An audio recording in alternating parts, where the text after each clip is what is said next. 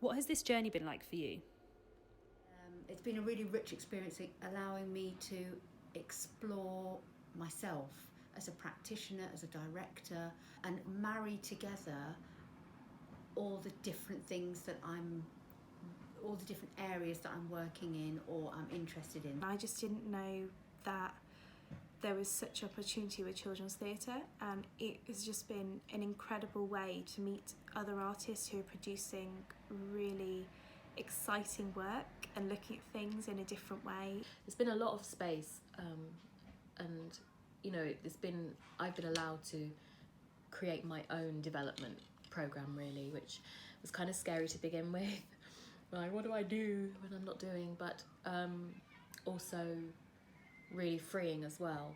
What has been really lovely is that I am an artist who is blind and I have a disability, and I explained this to Spark Arts at the beginning of the development programme, and they have done everything they can to put access in place and to make sure that I could really benefit.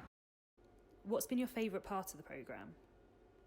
I think for me it's a very clear one, and it was the residency that we all did together in Utrecht at the Tweetakt Festival. I got to go on a weekend residency to Tweetakt Festival, and that was just incredible. I mean, it was knackering, but it was incredible. Just seeing theatre that you can't even put into words, because people would be like, that sounds terrible, or that sounds boring or weird, like the lights going on and off, or whatever it is. I was just able to really be one of the artists, fully integrated, taking part in all the activities, watching all the shows, just getting really involved, because I had the support in place to allow me to really look at how I was engaging with the work rather than worry how I would get from location to location. It's been so nice to come together and see the other artists and have these meetings, because you can sort of collate everything that you're going through, because unfortunately life doesn't always permit that you have time to reflect.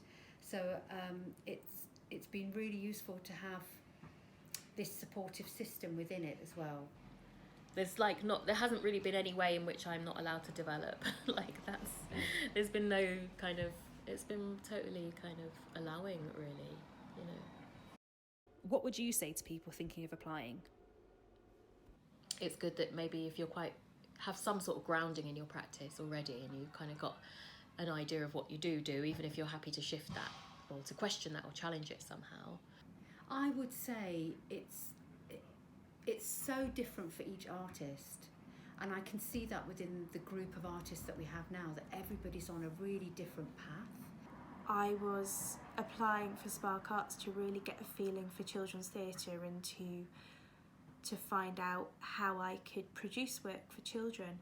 But there's other people on the scheme who've been producing work for children and are looking at it to develop their own practice further and really explore how they produce work. So it's a really open opportunity, and you can come from any direction and you can really benefit from it in so many different ways. I would also say to people thinking about applying, is to have that interest in making work for children is obviously a part of it, but it's not all